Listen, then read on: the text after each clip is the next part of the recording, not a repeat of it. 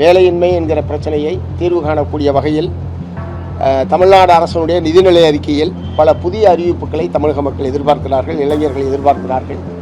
அவர்களுடைய எதிர்பார்ப்புகளை பூர்த்தி செய்யக்கூடிய வகையில் அரசுடைய நிதிநிலை அறிக்கை இருக்க வேண்டும் என்பதை முதலமைச்சருடைய கவனத்துக்கு நாங்கள் கொண்டு வந்திருக்கோம். அதே மாதிரி பெண்கள், குழந்தைகள் மீதான பாலியல் வன்கொடுமைகள் என்பது பொதுவாக தொடர்ச்சியாக நடைபெற்று கொண்டிருக்கிறது. இவை அனைத்தையும் மிகவும் நிதானமாகவும் ரொம்ப பொறுப்பாகவும் நாங்கள் சொன்ன அனைத்து கோரிக்கைகளையும் மாண்புமிகு முதலமைச்சர் அவர்கள் கேட்டுக்கொண்டார்கள். காவிரி சம்பந்தமான பிரச்சனையில் முதல் தடவையாக தமிழக வரலாற்றில் ஒரு மாறுபட்ட கருத்துக்கள் பல்வேறு கட்சிகள், விவசாய சங்கங்களுக்கும் அரசுக்குமான ஒரு மாறுபட்ட கருத்து என்கிற ஒரு சூழல் என்பது இப்போதுதான் ஏற்பட்டிருக்கிறது. ஆகவே இந்த சூழல் என்பது நல்லதல்ல, தமிழ்நாட்டினுடைய நலனுக்கு நல்லதல்ல. நாங்கள் ஆட்சியில் அங்கம் வரவில்லை, தோழமை கட்சியாகவும் கூட்டணியில் நாங்கள் இல்லை. வெளியிலிருந்து ஜனநாயகத்திற்காக மக்கள் அதிகாரத்தை பாதுகாக்க வேண்டும், மக்கள் அதிகாரத்தை ஆளுநர் கடந்துவிடக்கூடாது என்கிற அரசியல் காரணங்களுக்காக இருவரும் வெளியிலிருந்து ஆதரவளிக்கிறோம். திரு ஸ்டாலின் அவர்கள் இந்த அரசு விரைவில் கவிழ்ந்துவிடும் என்றெல்லாம் சொல்வதெல்லாம் அவ்வளவு ஏற்புடையதல்ல. அப்படிப்பட்ட எந்த சூழலும் இப்போது தமிழ்நாட்டில் நிலவவில்லை.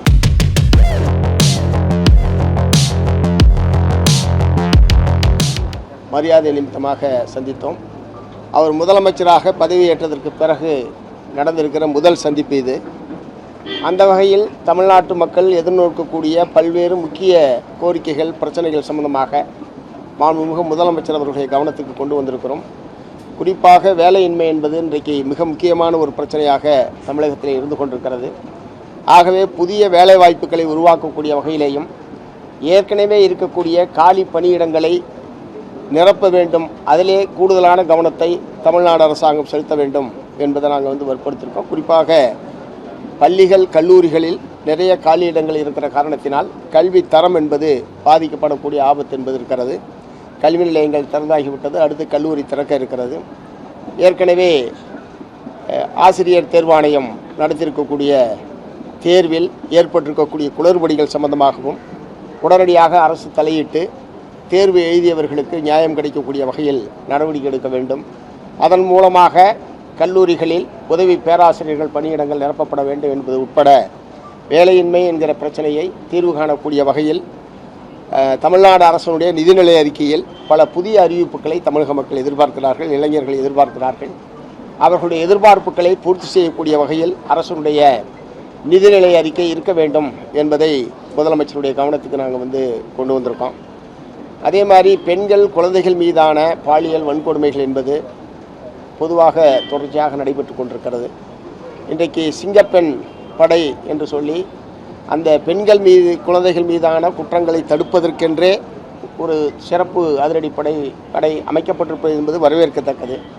ஆனால் அவர்களெல்லாம் ஏற்கனவே காவல்துறையில் இருந்தவர்கள் தான் இதற்கு பணிமாற்றம் செய்யப்பட்டிருக்கிறார்கள்.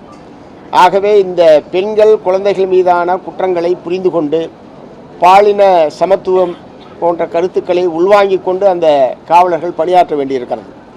ஆகவே சிங்கப்பெண் அதிரடிப்படையில் உள்ள அந்த அதிகாரிகளுக்கு, அதில் பணியாற்றக்கூடியவர்களுக்கு ஒரு பயிற்சி அளிப்பதற்கு தமிழ்நாடு அரசாங்கம் ஒரு சிறப்பு முயற்சி எடுக்க வேண்டும் என்பதை நாங்கள் சொல்லியிருக்கோம். அதே மாதிரி மிக முக்கியமாக தொழிலாளர் தொகுப்பு சட்டங்கள் என்பது ஏற்கனவே மத்திய அரசால் அமல்படுத்தப்பட்டிருக்கிறது.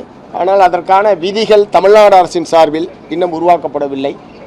அதற்கான விதிகளை உருவாக்குகிற போது தமிழ்நாட்டில் உள்ள அனைத்து தொழிற்சங்க தலைவர்களையும் அழைத்து அவர்களோடு ஒரு கலந்துரையாடல் நடத்தி தமிழ்நாட்டினுடைய தொழிலாளர்களுடைய உரிமைகளை பாதுகாக்கத்தக்க வகையில் அந்த விதிமுறைகள் என்பது உருவாக்கப்பட வேண்டும். ஏற்கனவே ஒன்றிய பிஜேபி அரசாங்கம் உருவாக்கியிருக்கிற அந்த தொழிலாளர் தொகுப்பு சட்டங்கள் என்பது தொழிலாளர் நலனுக்கு விரோதமானது. ஆகவே எக்காரணம் கொண்டும் அதை அப்படியே அமுல்படுத்துவது என்கிற அணுகுமுறையை தமிழ்நாடு அரசாங்கம் மேற்கொள்ளக்கூடாது. ஏற்கனவே கேரள மாநில அரசாங்கம் நீதிபதி கோபால் கவுடே என்பவர் தலைமையிலே ஒரு குழு அமைத்து இந்த சட்டம் சம்பந்தமான ஒரு முழுமையான ஆய்வினை நடத்தி தொழிலாளருடைய உரிமைகளை பாதுகாக்கத்தக்க வகையில் பல பரிந்துரைகள் என்பது கொடுக்கப்பட்டிருக்கு. ஆகவே நீதிபதி கோபால் கவுடே அவர்களுடைய அந்த பரிந்துரையை தமிழ்நாடு அரசாங்கம் பெற்று தொழிற்சங்க தலைவர்களோடும் கலந்துரையாடல் நடத்தி அந்த விதிகளை உருவாக்க வேண்டும் என்பதை நாங்கள் முதலமைச்சர் அவர்களிடத்தில் சொல்லியிருக்கோம். இவை அனைத்தையும் மிகவும் நிதானமாகவும் ரொம்ப பொறுப்பாகவும் நாங்கள் சொன்ன அனைத்து கோரிக்கைகளையும் மாண்புமிகு முதலமைச்சர் அவர்கள் கேட்டுக்கொண்டார்கள். நிச்சயமாக உங்களுடைய எப்போது வேண்டுமானால் நீங்கள் சந்திக்கலாம்.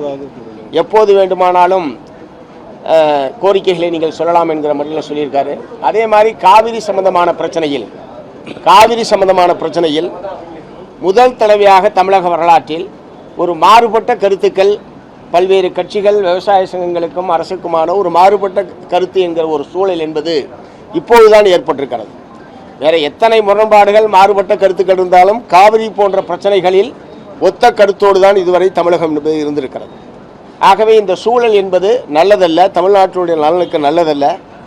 ஆனால் தமிழ்நாடு சட்டமன்றத்தில் திடீரென்று ஒரு சட்டமன்றத்தில் தீர்மானம் கொண்டு வந்ததும் அதிலே மேகதாட்டு அணை சம்பந்தமாக புதிதாக ஒரு நடுவர்மன்றம் அமைக்க வேண்டும் என்று சொன்னதும் தமிழ்நாட்டிலே இருவேறு கருத்துக்கள் உருவாவதற்கான காரணமாக அமைந்துவிட்டது.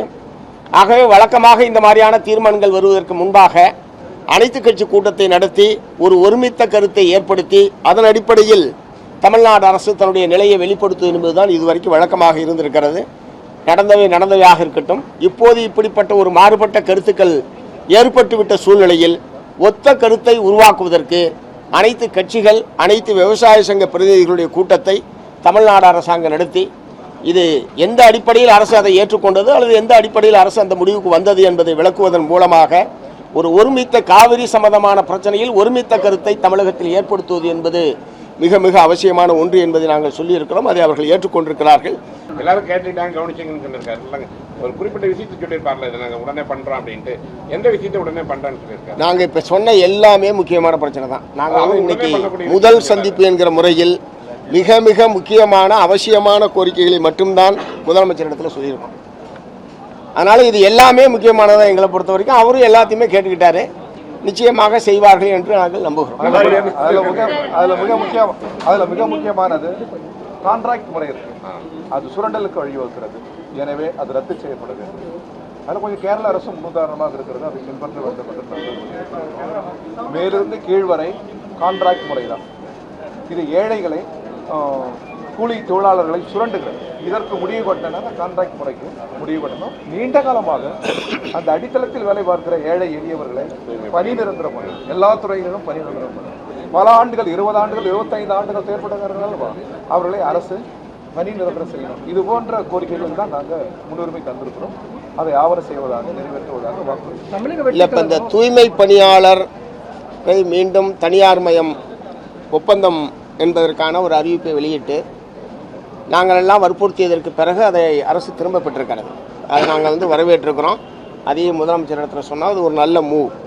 அதே மாதிரி மற்ற துறைகளில் இருக்கக்கூடிய ஒப்பந்த முறை என்பது முடிவுக்கு கொண்டு வரப்பட வேண்டும். குறிப்பாக தூய்மை பணியாளர்கள் அனைவரும் நிரந்தரம் செய்யப்படுவது என்பது ரொம்ப ரொம்ப அவசியமான ஒன்று என்பது நாங்கள் ஒப்பந்த முறை சொல்லும்போது ஒப்பந்த முறை ரத்து செய்யப்படும் சொல்லப்படுது. அதுக்கு நம்ம கூடுதலாக ஆட்கள் வேணும். ஏன்னா அப்பதான் அதை கரெக்டாக, ஏன்னா ஏற்கனவே அவங்க தொடர்ந்து ஒப்பந்த முறையில் இருந்துட்டே வந்திருப்பாங்க. அதுக்கு கூடுதலாக அதுக்கு ஒரு தனியாக ஆளுங்களை போடும் பொழுது அவங்களுக்கு பயிற்சி கொடுக்கணும். அதுக்கு ஏதாவது ஐடியா கொடுத்தீங்களா? இந்த கேரளா மாதிரி எல்லாத்துக்கும் ஐடியா கொடுக்கறதுக்காக பணி நிரந்தரம் 20-25 ஆண்டு காலம் வேலை செய்கிற ஏழை கூலி தொழிலாளர்கள் அவருக்கு பணி நிரந்தரம் செய்ய வேண்டும் என்பதற்கு எந்த பயிற்சியும் தேவையில்லை.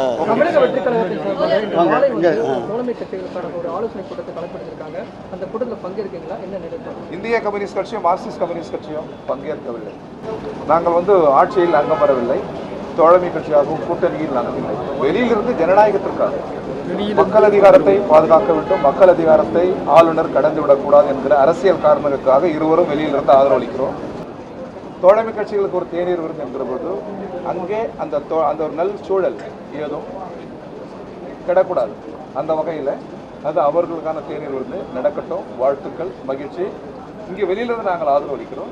இன்னும் அந்த அமைச்சரவையில் இருக்கிறவங்க தோழமை கட்சியினர் கலந்து கொள்கிற அந்த சூழலில் வேற எந்த அந்த சூழலை கெடுகிற எந்த காரணிகளும் வந்துவிடக்கூடாது என்பதற்காக தான் நாங்கள் இங்கே முதல்வர் நாங்கள் சந்திக்கிறோம். திமுக அரசு அவங்க என்ன சொல்றாங்கன்னா சீக்கிரம் ஆட்சி கவனம் அப்படின்னு சொல்லிட்டு இருக்காங்க. அதுக்கு தகுந்தாப்போல இப்ப சட்ட நேரத்தில் என்ன வந்ததுன்னா தாவேகாவுடைய எம்எல்ஏவை அவங்க பேசினதா சொல்லி 2 பேர்த்த கைது பண்ணியிருக்காங்க. அதாவது வேற அணைக்கு வர்றதுனால இப்போ இது ஏன்னா சீக்கிரம் இவங்க ஆட்சி கவலைப்படும் சொல்லக்கூடிய சூழல் இந்த மாதிரி சூழல் நடக்கும் பொழுது இவங்க தாவேகா கூட்டம் சொல்றாங்க. அதே மாதிரி தாவேகா எம்எல்ஏவை திமுக வாங்குற மாதிரி ஒரு பேச்சடி வருது. இந்த மாதிரி 2 பேர் கைது பண்ணியிருக்காங்க. இதை என்ன நினைக்கிறீங்க? இல்லை திரு ஸ்டாலின் அவர்கள் இந்த அரசு விரைவில் கவிழ்ந்துவிடும் என்றெல்லாம் சொல்வதெல்லாம் அவ்வளோ ஏற்புடையதல்ல. அப்படிப்பட்ட எந்த சூழலும் இப்போது தமிழ்நாட்டில் நிலவவில்லை. நாங்கள் உறுதியான ஆதரவை தெரிவித்திருக்கிறோம். மற்றவர்கள் ஆட்சியிலேயே பங்கேற்றிருக்கிறார்கள். போதுபான்மை பெரும்பான்மை இருக்கக்கூடிய நிலையில் திரு ஸ்டாலின் அவர்கள் அப்படி சொல்கிறதெல்லாம் நடக்கிறதுக்கு வாய்ப்பும் இல்லை, ஏற்புடையதும் இல்லை.